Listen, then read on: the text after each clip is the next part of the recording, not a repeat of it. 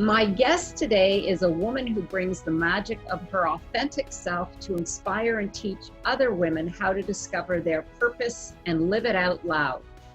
Nancy Trites Botkin is a multi-award-winning writer, producer, and director with over 60 national and international awards for her film and television work. She is the co-founder of Think8 Systems, a strategic corporate design firm, and First Star International, a media and communications company. As the founder of Think8 Women, Nancy loves working with and coaching women, shaking up the status quo to help them speak up, stand up, and live into their authentic self. Welcome, Nancy. Thank you. It's so great to be here. It's wonderful to have you. I was reading in your bio that you were born in Denver, grew up in Australia, and now make your home in Montreal, Canada. How, if any, did the experience of living in these different cultures have an influence on your work today? I think a lot. I think one of the things is that you're constantly an outsider. And as an outsider, it gives you a different perspective on what you're doing and how people perceive what you're doing. And you're able to sort of view it from a distance. Like I always say that living in Canada, it's like the mouse living by the elephant. The elephant isn't even aware of the mouse. The mouse knows everywhere the elephant is in case the elephant rolls over.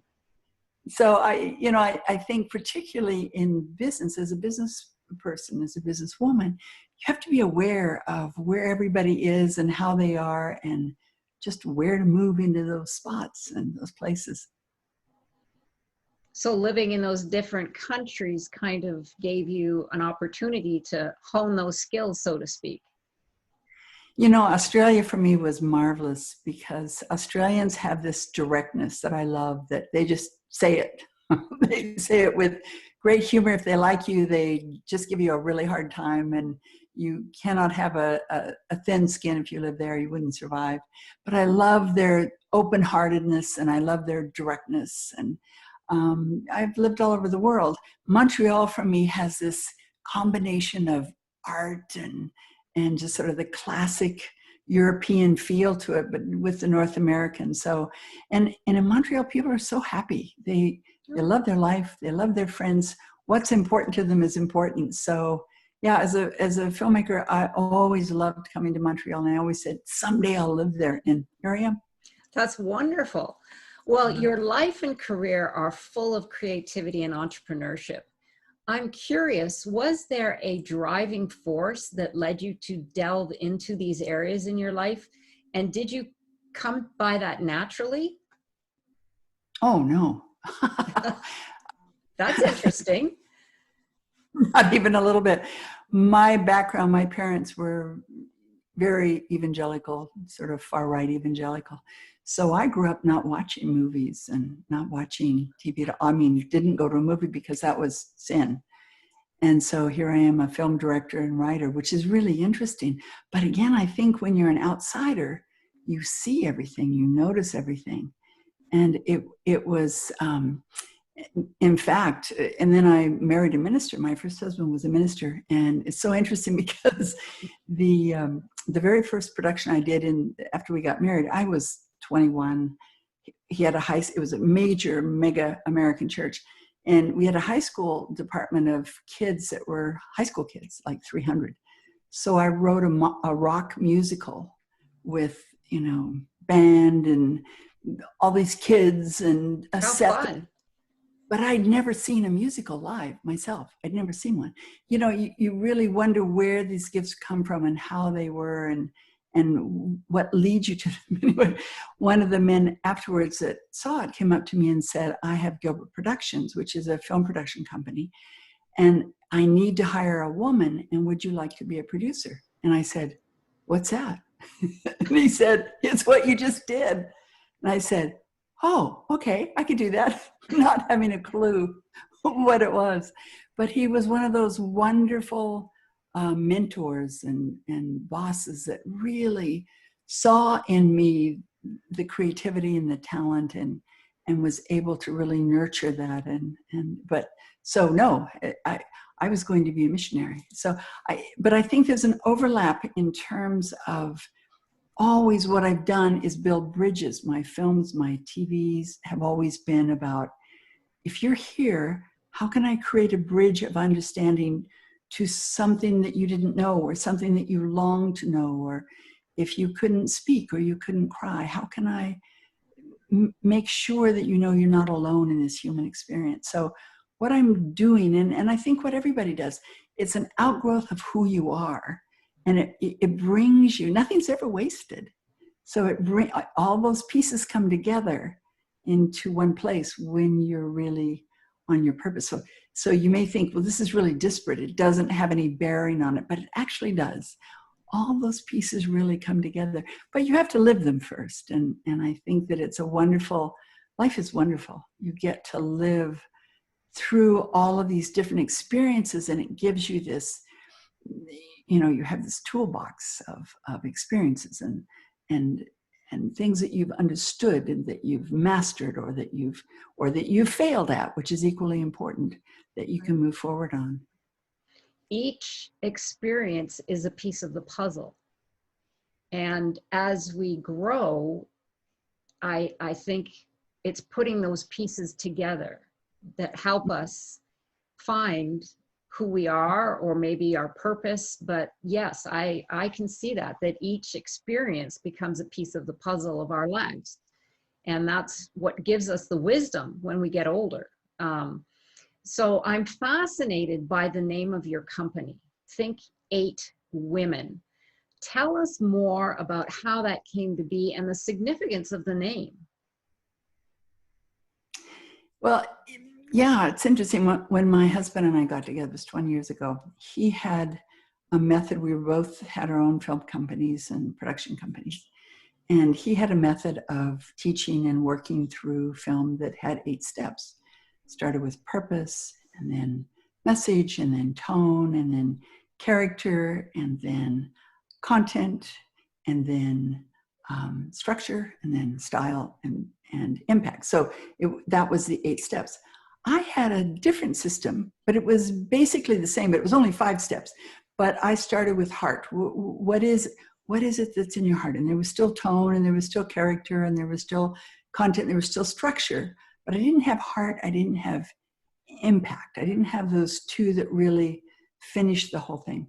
Anyway, at one point he said, why don't you come with me, and we will, and see if my system works with yours. And at that point, people just called it Shekterizing. His name is Mark Shekter, so there wasn't a name for it. And so I went with him to Halifax, and he had about 150 producers that he was taking through to say, with these producers, making one whole show out of them. So I watched him in the morning. He said, what do you think? I said, it's brilliant. It's totally brilliant. I can make you better. He said, really? But I'm really good at what I do. I said, I know, I can make you better. I said, I'll make you 100 times better. And he said, of course. So I said, give me 10. And at the end of the next step, I get exactly what you're doing. I will have 100 more ideas than you will. Well, I'd spent years as a master teacher developing stickies in terms of how to use them and how to really get beneath the surface. So I took 10. He had his 140, but he just, got the information from them verbally. I used stickies, so I had 100 more ideas than he did. So we eventually found that we merged it, and then ultimately we built our own film and TV company, which was First Star. And then ultimately we realized that increasingly what we loved doing was 8 steps. And it started out that it was life and career architecture. It was part of what we offered in terms of consulting for companies. And then increasingly that grew as we helped people. And it was mostly people in the arts. And I remember it was about 15 years ago, a woman said to me, this is so amazing.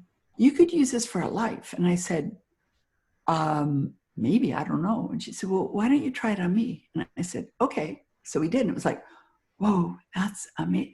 So I sort of moved from doing mostly film and TV into doing this part-time, and then migrated into, it was like, I can move a person with my work, with my writing, with my film TV. I get it. I can open doors for them. I can allow them to build that bridge. Or I can work with people directly, and I love working with women, and enable them to just go, whew, rocket, just own who they are, see who they are. So when you take this and understand your life, and it's like finding all these, you talked about, you know, the puzzle pieces, which we all have, but sometimes it's excavation. It's pieces that you didn't even know were yours. You didn't know. And I find with women, we don't know our own power. We don't know our own beauty. We don't know our own, I give the analogy of saying, we're like sitting in front of this chest of jewels as women, and we sit there and we look at it and we say, wow, huh, I wonder where that came from. And people come along and say, have you got diamonds? And you go, white. Yep, here you go. Here you go. Someone else comes along and says, have you got rubies? Red. Yeah, I got a lot of those. They come. And then finally we reach the stage of saying, what are these jewels meant to do? Whose are they? Are they mine? Where'd they come from? I don't think they're meant to be randomly just given away because someone asks me. I think there's a purpose.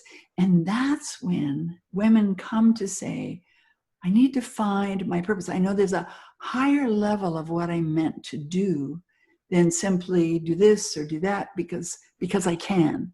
And women are so gifted. They're so innately gifted. And they just go, oh, well, I just do that. That's what I do. As opposed to recognizing, that's my gift. And when you put all that together, and that's, you know, it's like in the conversation that we had before, that was such a wonderful conversation, Jane, that I said, purpose is like, you're the car. You're a car. You have to know who you are. You have to know what kind of a car you are. You have to know that the tires are, you know, filled. You have to know that everything in the car works as it's supposed to. I don't know anything about cars, so basically a car that works. Passion is the gasoline.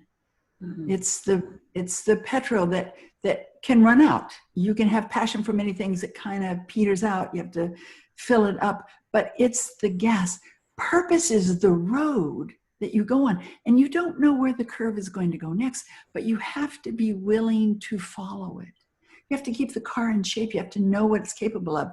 And impact is the destination. It's where you're going.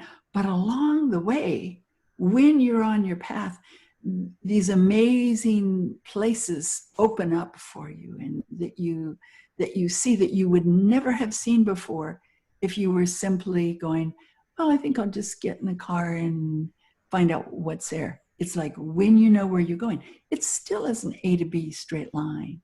But it's like you go there, when you get off that road, you know how on the side of the road there's those bumps?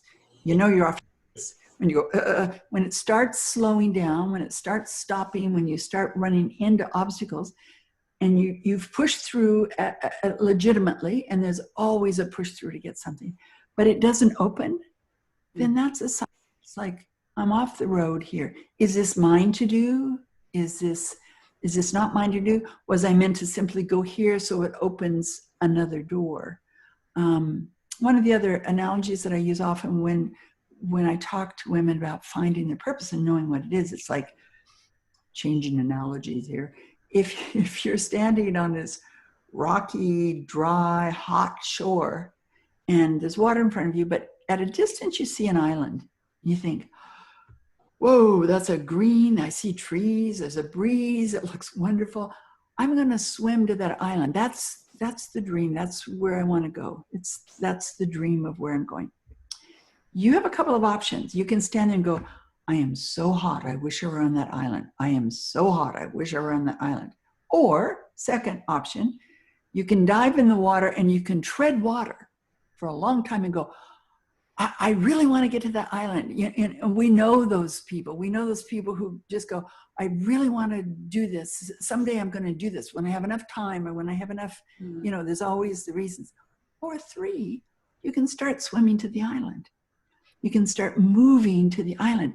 Action is such an important part of purpose. moving forward, of finding your passion and turning that into whatever. You have to keep moving. But here's what happens that's magical. As you swim toward that island, as you get closer, you see another island behind there that is even more wonderful and cooler looking. So, if I adjust just a little bit, that second island looks even better. And as you start swimming toward that second island, suddenly you see a third island that's even bigger and better that you could never have seen because it was blocked by the first island.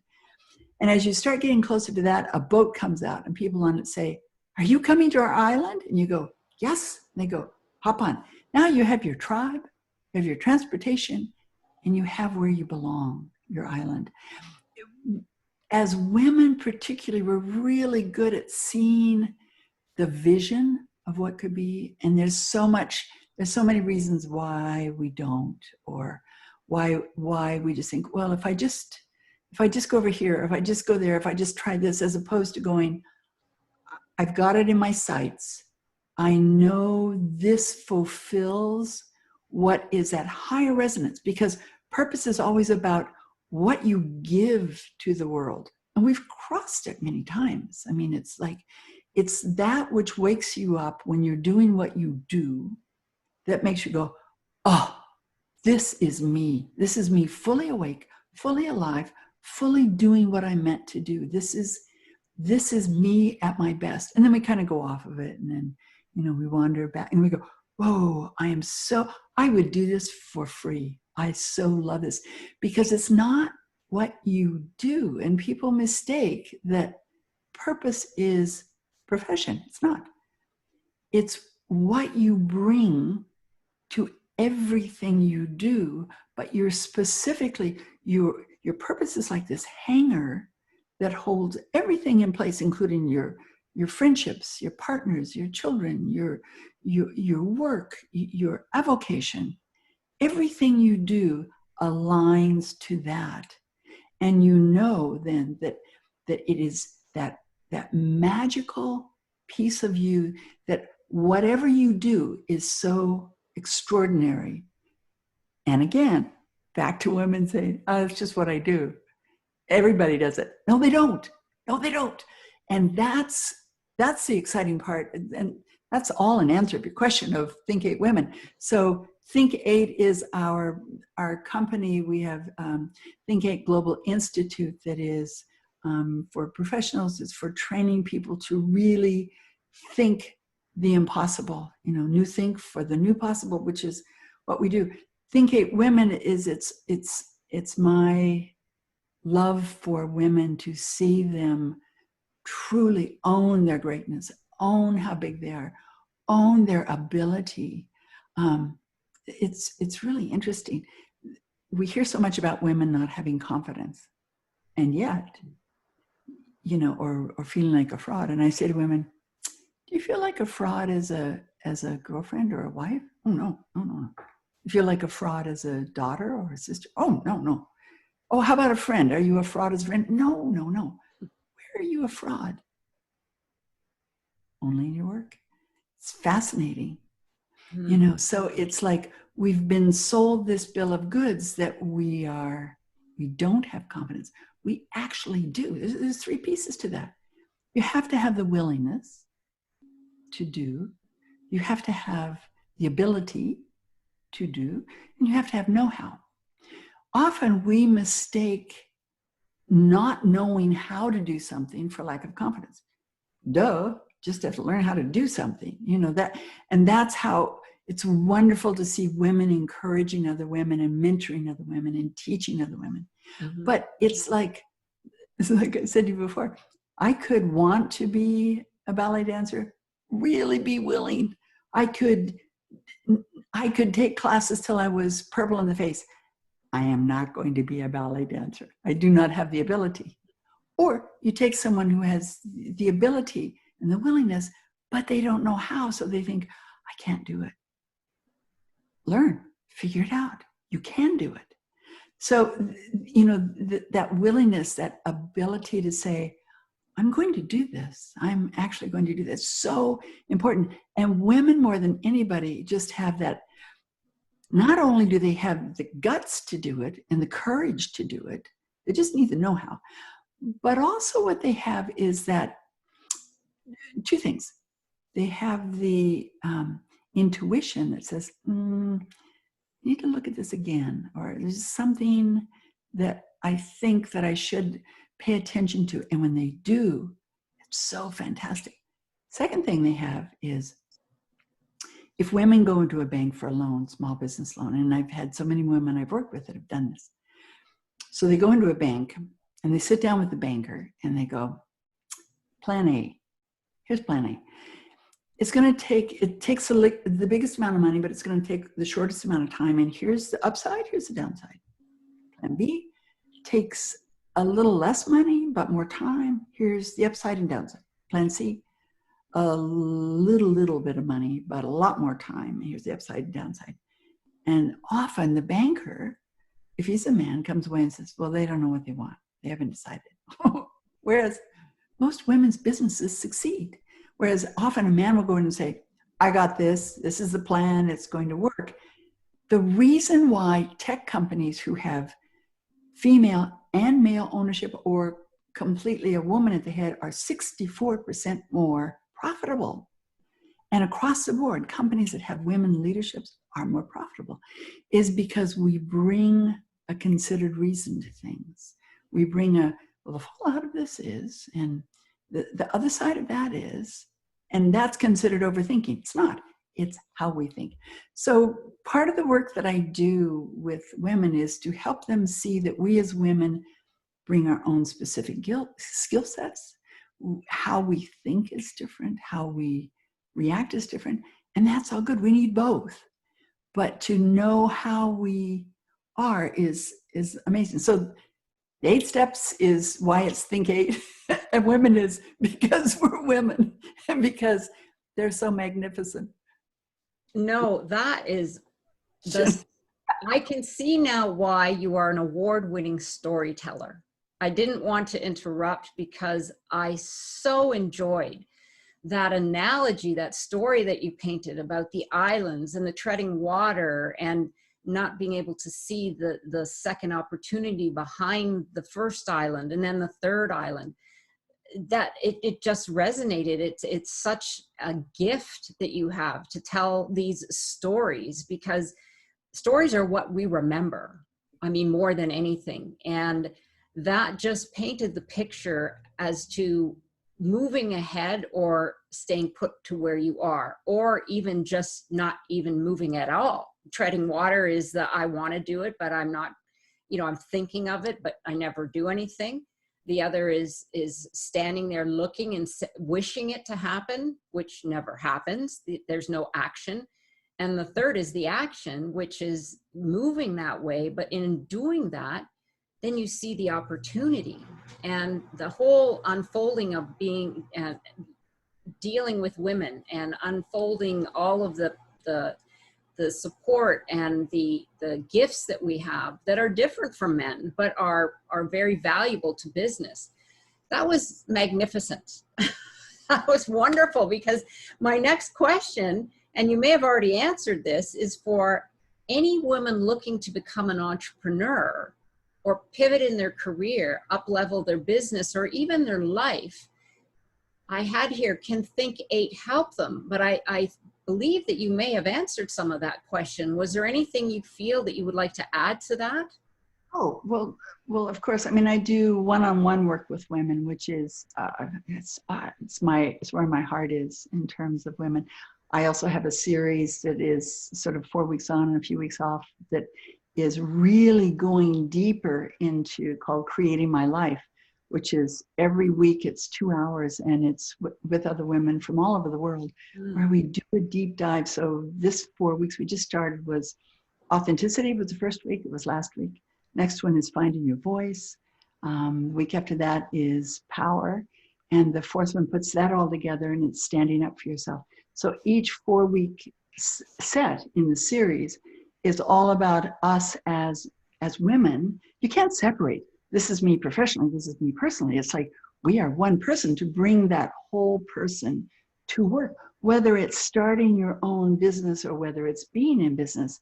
It's like using everything that you have to bring to bear that you're creating it, but recognize that you are the author. Women all the time, there's two things that come up with women. Fear is the first one. And the fear comes from, I'm not adequate. I'm not worthy. I'm not enough. And that's such a, it's such a heartbreaking thing. And it comes from a long time ago. And that's part of what I deal with in the one-on-ones and also in the sessions is where did that come from? And because it's not true. You are as worthy, you hold a baby. It's like there's nothing they could do to be more worthy of your love than that they are. That doesn't change as you grow. And somewhere we get this sense of, I'm not worthy, I'm not enough, I can't do it, I'm not enough. And the truth, and so as women, what we do to compensate for that is we work harder. And so we put in twice as much effort and we kill ourselves, we're sort of all things to all people so that we can prove that we're worthy enough to be. We don't need to do that. We just need to be and trust that we're creative. And the second piece of that is that a lot of women say to me, well, my sister's a creative one. I'm not that creative. We creativity to create is to take things together that don't normally belong together and put them together and make something new. It's to take from what is to create something new. It doesn't mean that we're creating the dirt to make the clay. We're not doing that. We're getting dirt in the same way that you go into a kitchen and say, I think I want a cherry pie. You don't make the cherries.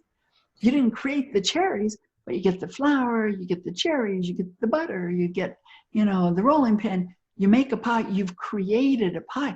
We've got this wrong idea that the only people who can create are artists, as opposed to recognizing that every moment we live, we have a choice of how we show up, of how we create it. So when you're thinking of pivot in your life, it's like, where are you now? Who are you? What is it you bring? What is it that your soul needs to say? What's the gift? What are these jewels that are yours? What is it that is that special piece of you that regardless of what you choose to do, you're going to bring you to it, and that you is spectacular. What is that? Knowing those pieces, knowing you is knowing that car. Now, when you're doing something that is on your purpose line, of course there's going to be passion. As opposed to just going for the passion. I'm passionate about chocolate. That doesn't mean I'm going to be a chocolatier. But boy, do I love it, especially during COVID, I think.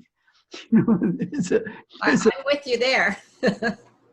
There's that dog Pluto that talks about, be sure and wear pants that have buttons once a week so that you know what fits.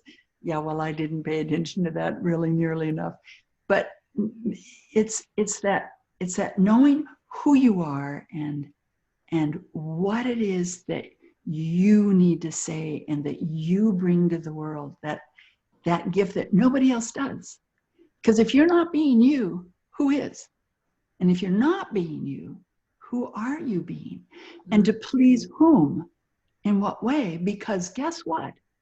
At the end of the day, even if you did everything you thought they wanted, they still wouldn't be happy with you. Right. I love that. If you're not being you, who are you being? That's really insightful. Yes, I that was great. I'll just move on to the next question. On your bio, it reads that you help women reach the full scope of who they are and to realize their full potential using passion, creativity, and brilliance. Now, we've spoken about this, and I think one of the things that I wanted to uncover here was, can you give us a little example of how you would approach, say, a woman who is starting from square one, always worked in the corporate world, and now is thinking of moving either to owning her own company or joining someone else to start a new venture. So what kind of advice would you give that individual, just to give us a feel for some? I know there's probably a lot of women out there right now that are playing with a lot of these ideas or thoughts, and they're just looking for some answers. Yeah. The first thing is know who you are. Mm-hmm. You have to know who you are. And often what happens is that women go into partnerships and they don't know who the other person is either, because that person doesn't know who they are. So they have an idealized sense of who each is, but they really don't know who they are. And then they get together and they find they're going in different directions. So the first place is to sit down and say, why are we doing this? What is the purpose of this? The overriding purpose of this activity that we're doing. And it's using the 8 steps again. Why are we doing this? And the purpose isn't to make money. That's the impact. So the impact is what you get to the end. And you'll find that you both, just get stickies once we get not locked down, but get sticky so that you can just write ideas and throw them up and look at it to say, oh, isn't that interesting? You think the purpose is to make clothes.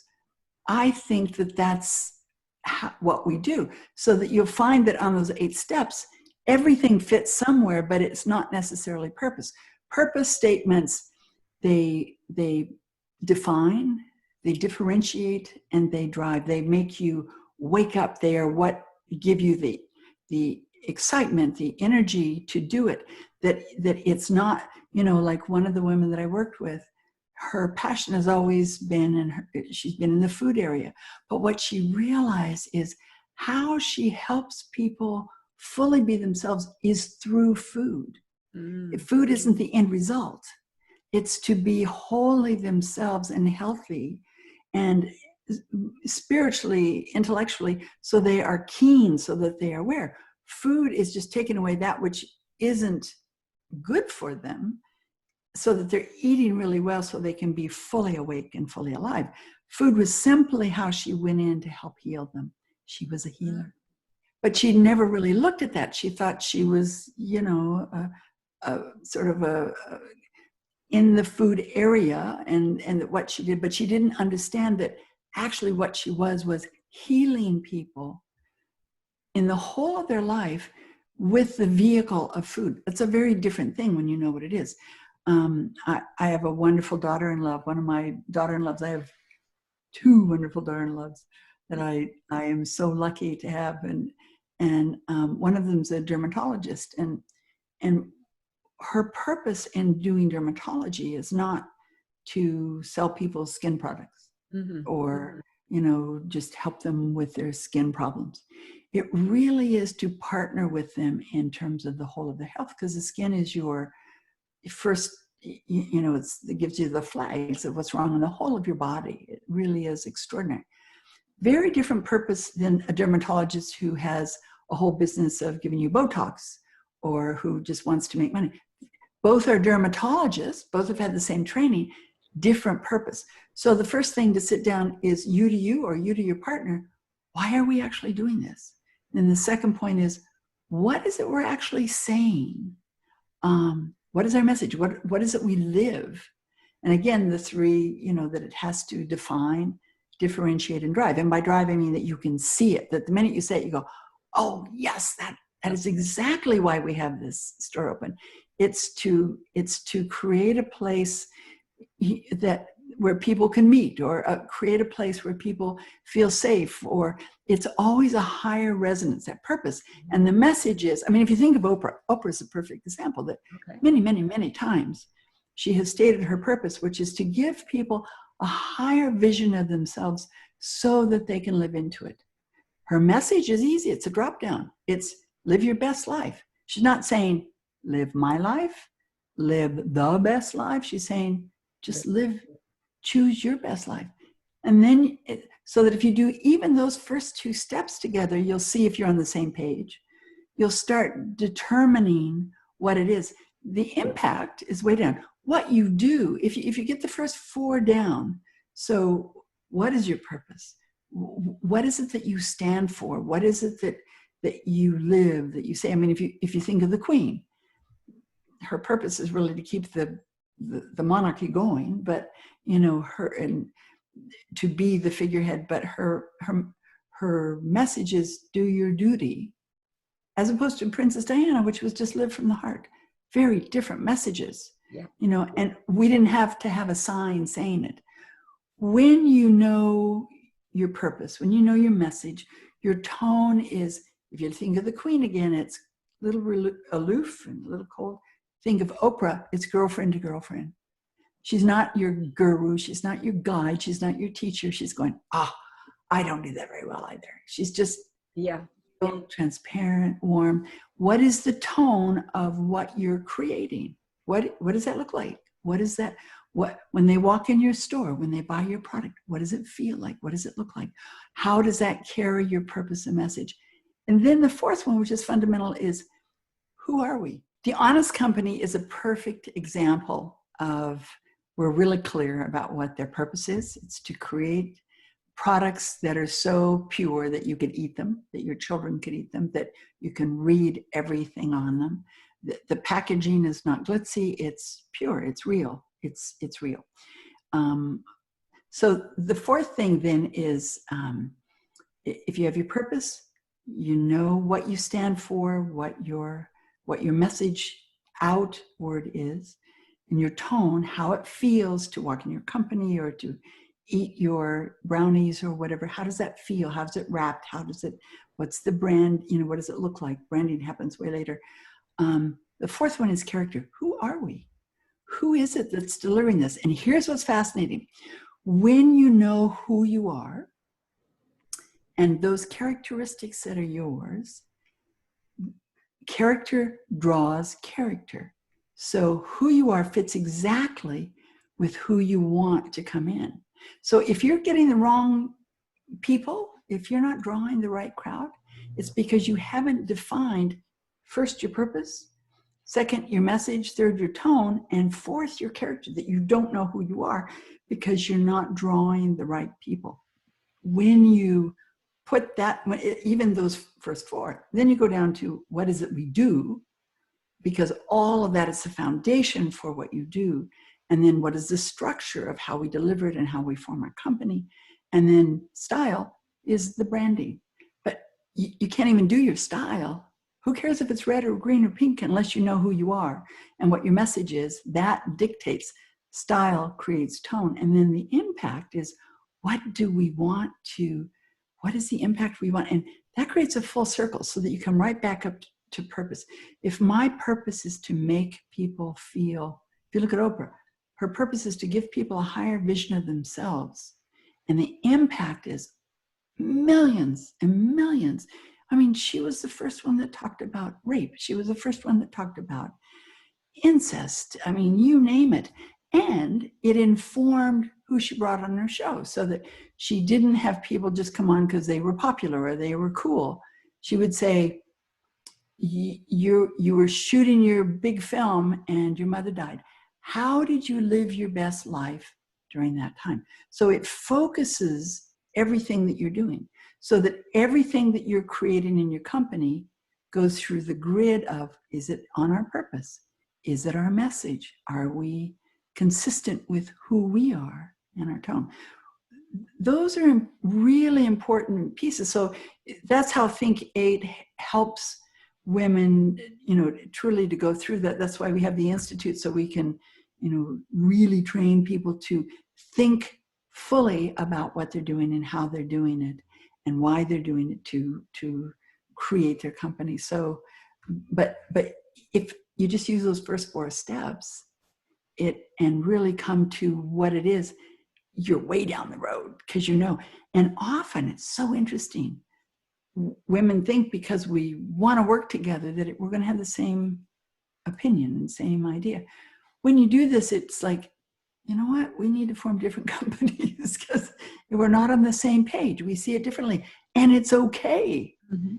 But it's good to know it up front, as opposed to you getting into it and saying, we just saw the world differently. We saw how we structured it differently. We saw who did what differently, and it didn't work. So yeah, it's great. Yeah, that's some great information. I know that you have touched on this because The name of the summit is Passion to Profits. And so what I'm hearing you saying throughout all of this is as you've said before, the passion is the fuel. The profit is the impact. I think you said money is the impact, but the Yep. purpose is what we need, because that's the roadmap. Yeah, that's the road. That's the road.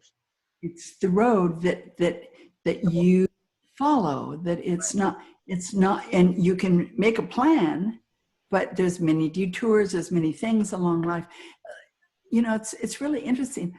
Life isn't personal.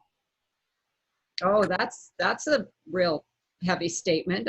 I think a lot of people would argue with that. That's really insightful. No, but it's not in the sense of it doesn't carry the meaning. Meaning, it's like life is like the ocean.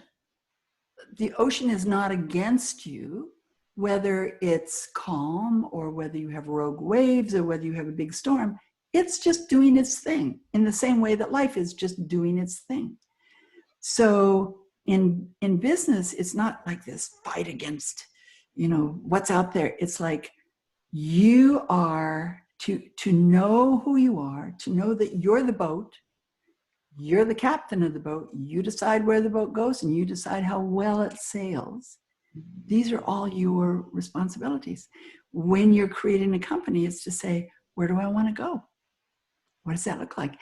And recognize that it's not personal. It's not the ocean. It just does its thing. Life just does its thing. The business, it's not about, well, the times were against me, or it just was the wrong time. It is what it is.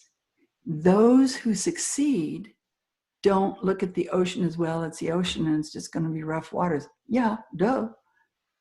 Get in the boat. Learn how to sail it. Learn how to navigate in the rough seas and the smooth seas, when there's no wind, when there is wind. Learn how to do that. That's the know-how piece of it, because you can do it. And I think that's the opportunity part. Yes. Us as women is to say, you have a dream, go for it.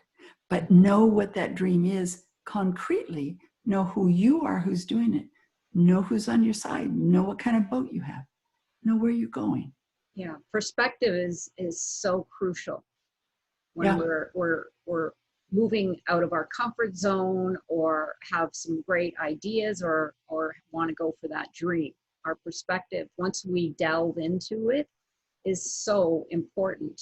Like you said, the water is always going to be the water. Yeah. It's how you navigate. Yeah. Love it. And the meaning that you give to that. Mm-hmm. It's like you can look at this as, oh, this is terrible. It's just really bad. Or you can say, wow, this is a good challenge. Yeah. Same situation. Different perspective. And the meaning that you put on it is the meaning. And it affects you. It affects your business. It affects everything in terms of how you understand what it is and what you bring to it. And again, that's your purpose. It's that higher purpose that allows you to bring fully what you're meant to bring in your voice, in your way, in your own brilliance. And when you access that, there's no limit to it. There really is no limit to what you can bring and how you will bring it. There's no limit to your creativity. It's like, how do I solve that? Here's how it's normally done. You know what I think? Let's try this. Dead end. Okay. We need that now, today, more than anything. My goodness. But look at everything that's springing up. Look at the way people are solving things. Look at the creativity that's happening. Look at how people are grabbing hold of saying, you know what? I'm not going back to an office. Done. Right. I'm loving being home, or look at what this is bringing in terms. I just got an email this morning from a woman who said, you know what? And she's a woman who was on a plane every week somewhere in the world. And she said, This is unheard of. I've been home every night for 3 months having dinner with my family, and I'm not going to leave. In fact, we're going to sell our house in the city and move to the country because I'm done with that. Wow. Yeah. Life shifts, life changes. I think that's exciting. Yes. To grab those opportunities and say, I need this. My family needs this. I want to create this. I think, I think that's what's coming out of this that is the really positive. That's not saying that there aren't some tough times and tough situations. I totally get it, and I'm totally involved in those as well. I'm just saying there are such opportunities if we're willing to get beyond our fear and the old think that says, well, you can't do that because this is a bad time. All the more reason to push through it. Right. Yes, I agree completely. I mean, you're right. This is the water. This is life. And nobody planned for it. It just happened, but it didn't happen to me. It didn't happen to you. It just is. It is. And so how can we look at that in a more positive light as opposed to, oh, life is out to get me? Because I do hear that statement from some people. They just can't dig themselves out of the fact that it's not really just about you. It's life, it's the whole. Yeah, exactly. Right. So in our earlier and that was wonderful, by the way, just lovely. I could just sit and listen to your stories all day long. We'll just make it a whole series. Yeah. In our earlier conversation, you said what we do is irrelevant. Now, I know that you unpacked that a little bit, but that really was a statement that I've never heard anybody say, and as very much like the one you just said, that life isn't out to get you. But what we do is irrelevant. That's very interesting. Can you unpack that a little bit more? I think you mentioned it, but I think that's interesting for people to understand that. Out of context, that sounds terrible. Yes. Because what we do matters. It matters enormously. What I'm talking about is in terms of how we choose to live our gifts. It doesn't matter. So if you look at a tree, we live across from this beautiful, beautiful park here in Montreal. And the trees have just in the last 2 weeks just exploded, into that baby green. And now they're just heavy. They're just lush in their greenness. It's so beautiful. You don't look at a tree and go, oh, that tree, it's not balanced. It's not really an oak tree because it needs 4,000 leaves and only has 2,500. It's like it's a tree. Yeah. It's a tree. 4 leaves, 4,000 leaves. It's a tree. We get hung up on the shoulds of life that someone a long time ago said you should be. You shouldn't waste your life being an artist, or you should teach because you're good at it, or you should be a doctor or a lawyer, or you should always, the shoulds of life. We also get hung up on, well, I have a degree in this, so I should follow this and I should do this. I worked with a woman once. She's an amazing woman, actually. And she came to me out of Boston. She'd lived in New York a lot of years. In her early 40s, and she said, I'm so unhappy. I've never been happy, ever. And she said, I just, and her resume, it was like masters and Harvard and all the Ivy League schools, and the jobs she had done were just amazing. I mean, it was like any one of them. She said, I don't know anybody that's happy. My 3 brothers on Wall Street are not happy, and nobody's happy, and I don't know if you can help me or not. I said, well, let's give it a shot. Yeah, anyway, that's a hard one.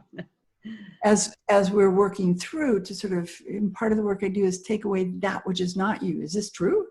Do you want to keep it? Okay, let's toss it.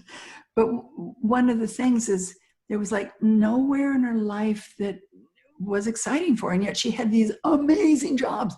You and I would read this and go, oh, that looks like such a great job. Oh, that looks like such an amazing, you're work with amazing people that are you know, the kind of bright stars of the world in terms of designers and so on and so forth. And this didn't make you happy? No, it's boring.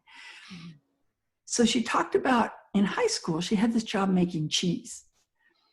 And it was the first time she lit up and she said, it was so amazing. You're there and you're kneading the cheese, and it was so delicious. And it was the first time she'd actually lit up. So as we work through and we're coming through all the things that she was even remotely interested in doing, like nothing's ringing for her, and we've sort of, we're shaping a purpose, but it's not solid yet. And then I said, is there anything that would be so exciting for you to do that you would just love doing? There is one thing. And I said, please tell me. And she said, cake balls. I said, what's a cake ball? She said, well, and she's so excited. You make a cake, like a chocolate cake. You let it cool. You cover it with icing. You make these balls, and then you squish it all together, and then you dunk it in chocolate, and you can put like coconut on it. You can have all these things. I have all these gay friends in New York. They would love these balls, you know, that would just be, instead of a cake, and she was so excited about this. Well, it was like it woke her up. So here's this person with this resume. When she left, it was so interesting because we designed a whole company for her doing cake balls.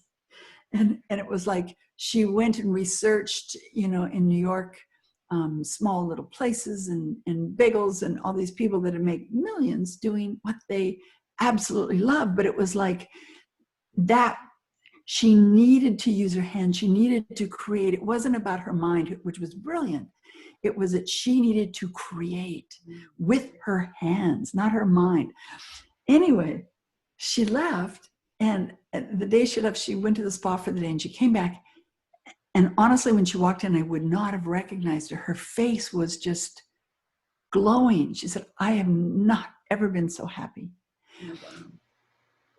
As she has gone back and she's in consulting and she's still researching the cake balls, but she's found that what her purpose was to help people realize that happiness and their life belonged to doing what they needed to do, what satisfied their heart, to step outside the bounds and do it. And her goal is to go back to Harvard and do a commencement speech of, you know, follow your heart, follow your dream, follow that which you need to do.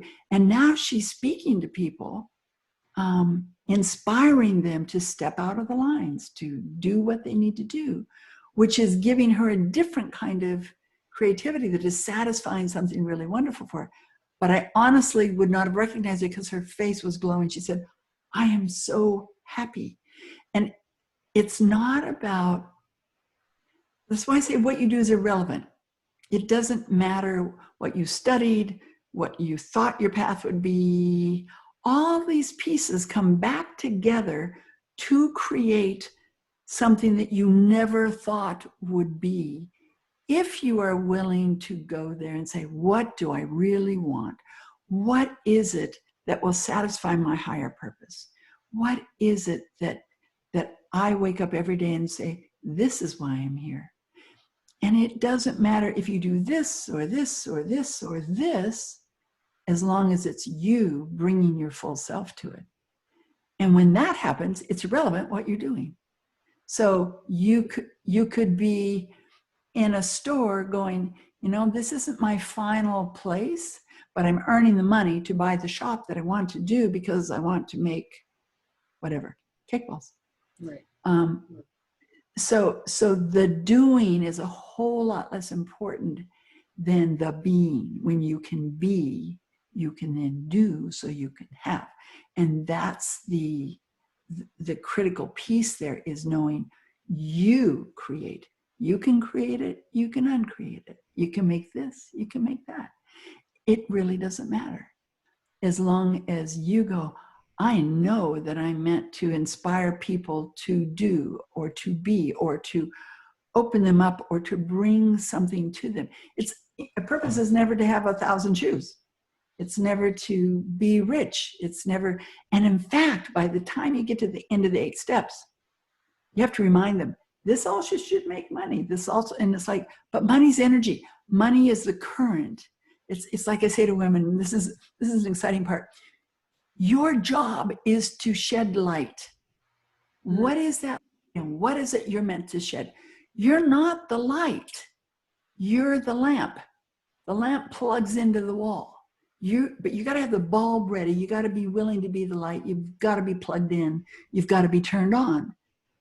And then the electricity flows through you. And that's like the energy that is, what are we meant to do? If you take it back to a candle, we're in a dark place in the world. There's some darkness. All right. One candle, a room is no longer dark. That candle lighting the second candle is much lighter. But it doesn't take away from you to light your candle. You light 1,000 candles, you got a bright room. Right. That so is so interesting, Nancy, that you would segue into that, because you will not believe that was my next, the quote. I actually took it when you were speaking with me earlier on the phone. This is what you said: the more you light your own candle and light someone else's candle, the more light there is. And that's exactly what you segued into. So it was almost like you were reading my mind, because it's beautiful. I love that, that quote, but also how you were explaining how that you are not the electricity. You're the bulb. You're the right? bulb. You're the lamp. You're the lamp. You have to have the bulb if it burns out. I mean, that's where we have to take care of ourselves so we don't burn out. But when, again, back to purpose, when you're there, it's not exhausting. When you have the passion for what you're doing, because you're aligned. And that's that alignment, that that every piece of you is in line. When that lines up, it's solid. You can just go, and put so much energy into it. And it's like, my body's tired, but I'm ready to go.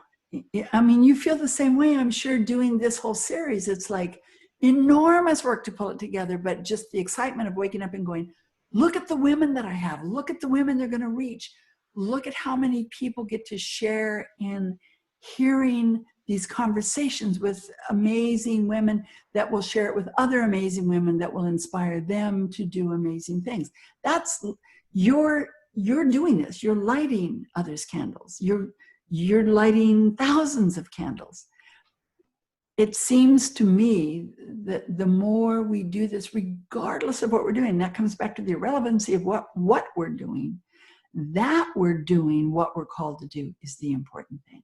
That we're doing, that we keep our eye on what is the end, what is the goal, where are we going here? And the goals are these wonderful markers along the way that say, okay, 300 miles left, or U-turn in the bend, whatever. I've got 4 final questions that I'd like to ask, and these are simple surprise questions. We're in the vision zone. So with your creativity and imagination, let's see where they take us. If your life were an epic story, what would the title be? Wow. Epic story.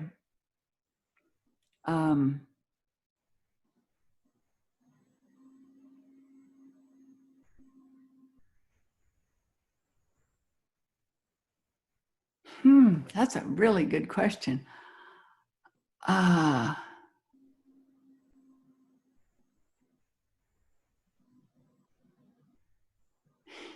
The story of Robinson Crusoe was a story that my father read to me as a child, night after night. And that whole, again, an epic story of someone lost and making their own life. And I think we all are Robinson Crusoes, in the sense of we have a feeling that our life should just unfold, but in fact, we create it. In fact, we make it. And so I think the title would be Girl Lost, Girl Found. You know, that it's finding, it's finding yourself to create your own life and world and recreate it every day. So yeah, not a thrilling title, but no, it's perfect. It's absolutely perfect. It doesn't have to, the meaning is there, and that's all that matters. So what name would you give your character in your epic story?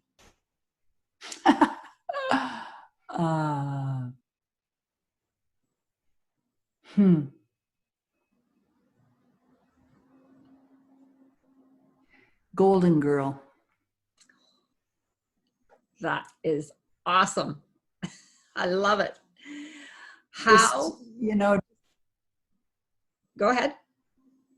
Not a name, just a girl that the sun shines on her head and her curls, and just that she the gratitude of sunshine, the gratitude of feeling the warmth of the sun, of just gratitude of feeling like, I am found, and the finding is being found in the light. It's absolutely perfect, Nancy. Perfect. So how would you characterize your epic life?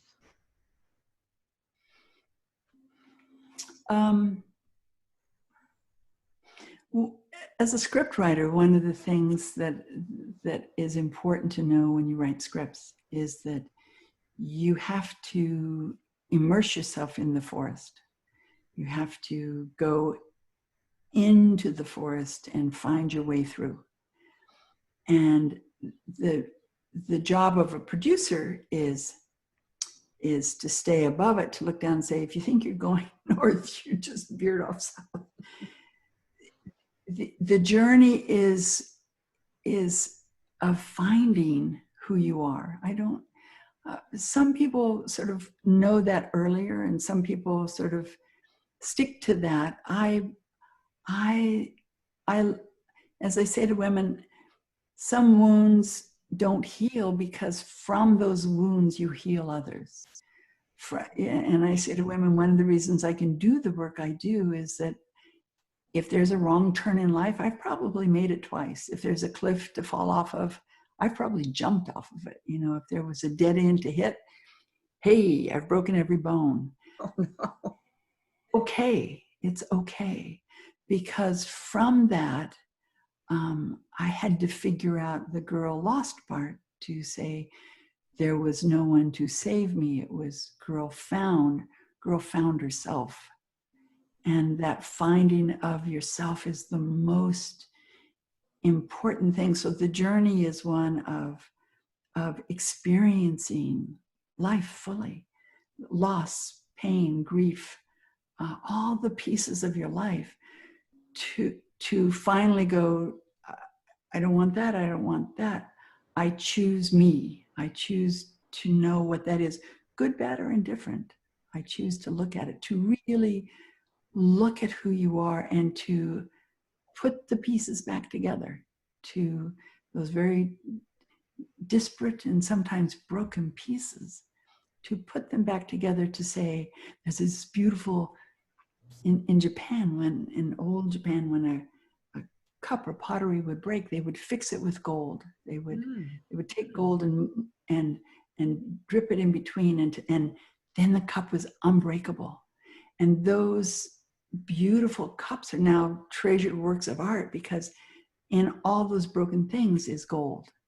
And I think that for most of us, that is our life. And we try to hide it away as if we came fully formed. Nobody did. There's the shards of failure, of defeat, of bad choices of a life. So girl lost, but girl found, and into to woman being whole. That to me is the journey. That sounds just incredible. And there is one last question. If you had an epic superpower, what would it be and why?